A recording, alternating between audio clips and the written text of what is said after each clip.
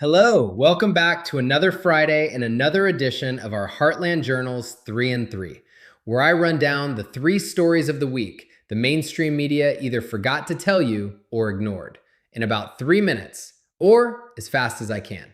Let's go. Number one, longtime South Carolina Senator Lindsey Graham has died 2 days after his 69th birthday and after what is being called a sudden illness and chest pains. Trump said Senator was like family. He endorsed him 3 times. Graham died hours after returning from a trip to Ukraine. Trump said he spoke with the senator Saturday evening and that could have been his last call. Whoever replaces Graham will be only the third person to hold the seat since 1956, when Strom Thurmond, one of the longest-serving senators in U.S. history, was elected to the post. Graham was booked for TV Sunday morning, making his night before death more shocking. Meanwhile, Democrat Kentucky Governor Andy Beshear escalated his pressure campaign against Senator Mitch McConnell on Saturday, demanding the longtime Republican senator from the bluegrass state reveal his undisclosed medical condition as questions mount over the 84-year-old's ability to serve.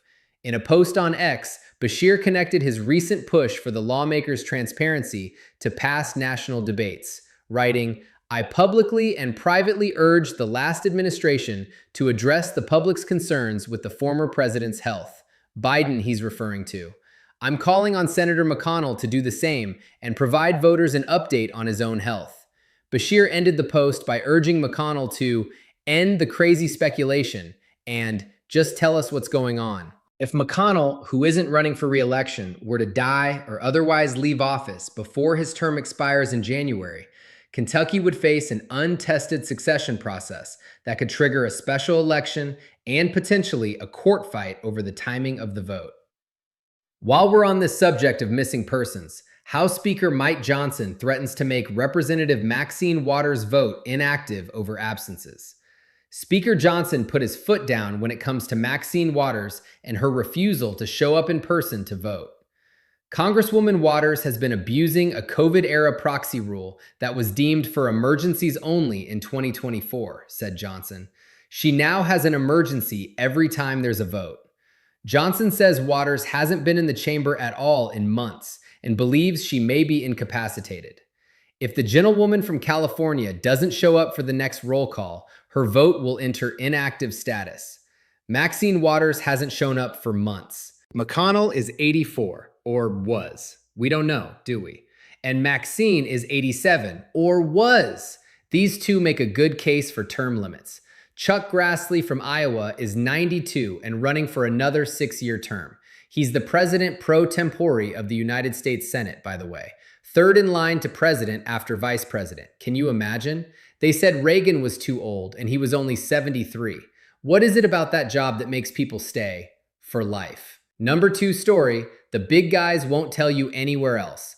Mick Jagger says it's not his job to lecture Rolling Stones fans on politics. Bruce Springsteen clearly sees his job as engaging in a meaningful back and forth. My job in the live music world is for those people that come to have the best time, and you don't want to lecture them. That's right, Mick, or rip them off. Taylor Swift is now Mrs. Kelsey. Event designer Edward Parati estimated the celebration cost $35 million to $50 million, calling it a Herculean effort. While the celebrity couple has reportedly paid back New York City for security and other costs tied to her lavish days-long Madison Square Garden wedding festivities the week of July 4th. Mayor Zohran Mamdani said in a press conference on July 10th that Swift has already shelled out more than $160,000 to cover public resources spent by the city. They say one person's trash is another one's treasure, and that certainly seems to be true for her trash. After Taylor Swift and Travis Kelce tied the knot at their New York City wedding inside Madison Square Garden, Queens artist Justin Guignac collected discarded items from the streets surrounding the venue. He sealed the pieces of trash inside small acrylic cubes and offered them for sale for $25 each. He made smaller pocket garbage cubes, which sold for $25 each, along with larger versions priced at $100. The event was said to include more than 1,000 guests. Last story, number 3. Firefighters are working to suppress and contain 44 large fires across the country. 15,150 firefighters and support personnel are engaged in nationwide fire activity, including 316 crews, 952 engines, and 143 helicopters. New large incidents were reported in 7 geographic areas, and many responders are working with active or extreme fire behavior. So far this year, 38,956 fires have burned more than 3.5 million acres across the United States. According to the World Health Organization, wildfires are increasing around the globe in frequency, severity, and duration, heightening the need to understand the health effects of wildfire exposure. The risk of wildfires grows in extremely dry conditions, such as drought, heat waves, and during high winds. The fire in southwestern Colorado has consumed 64,369 acres and was 23% contained as of Sunday morning. It is now the 9th largest fire in Colorado history. The Gold Mountain Fire near Ouray had scorched 35,601 acres as of Sunday morning, and containment is hovering at 5%. The fire burning west of Leadville is 25% contained and has burned 5,853 acres.